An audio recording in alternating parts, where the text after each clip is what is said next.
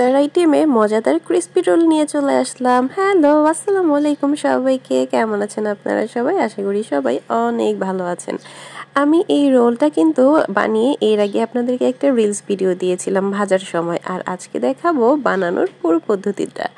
আর সেটার জন্য আমি এখানে নিয়ে নিয়েছিলাম আলু আর ম্যাশ করা ডিম নিয়েছি, সাথে নিয়েছিলাম পেঁয়াজ কুচি, কাঁচামরিচ কুচি, ধনেপাতা কুচি, আর এই যে দেখেন ডিম কুচিটা, এটাও আমি গ্রেট করে নিয়েছি। আর আলুটা কিন্তু সিদ্ধ করে আগে থেকেই আমি ম্যাশ করে নিয়েছিলাম। তো এখন সবগুলো একসাথে করে আমি ভালো করে মিশিয়ে নিব। আর এখানে কিন্তু আমি মশলাও দিয়ে দিয়েছি। মশলাতে ছিল লবণ, ধনিয়া, গরম মশলা দিয়েছি, মরিচের গুঁড়াও দিয়েছিলাম, জিরার গুঁড়া, এই সবগুলো দিয়ে খুব ভালো করে দেখেন এখানে আমি এটা মাখিয়ে নিয়েছি।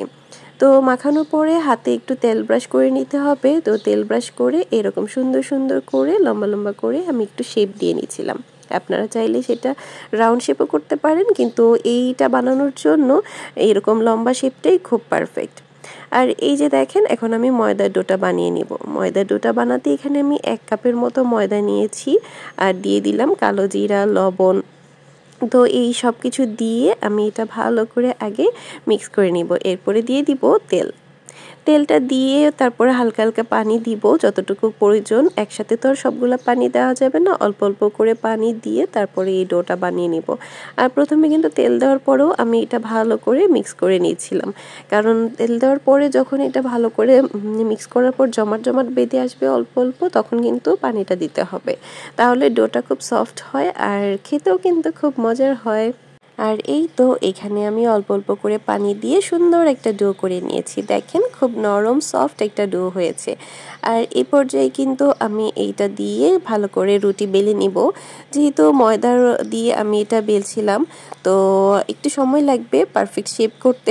এই যে দেখেন এখন করে আমি এইটা ছোট একটা, আমার কাছে একটা বাটির মতো ছিল, তো ওইটা দিয়ে আমি এইভাবে করে শেপ করে কেটে নিয়েছি। আর তারপরে হাতে একটু হালকা পানি লাগিয়ে এই যে এভাবে করে আমি এটা আটকিয়ে দিচ্ছিলাম।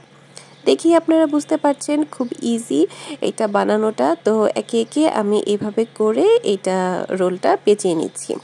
পানি দেওয়াতে দেখা যায় যে এটা আটকানোটা খুব ইজি হয় আর খুলবে না ভাজার সময়, আর তা না হলে কিন্তু খুলে যাওয়ার একটা চান্স থাকে। যেহেতু ইফতারির আগ মুহূর্তে আমি করছিলাম, আমি কিন্তু কোনোরকম জাস্ট হচ্ছে এটা পেঁচিয়ে নিচ্ছি, ওরকম কোনো ডিজাইন বা শেপও করছি না। আর এই পর্যায়ে কিন্তু আপনারা চাইলে এইগুলো ডিপ ফ্রিজে এয়ারটাইট বক্সে করে আপনারা সংরক্ষণ করতে পারেন।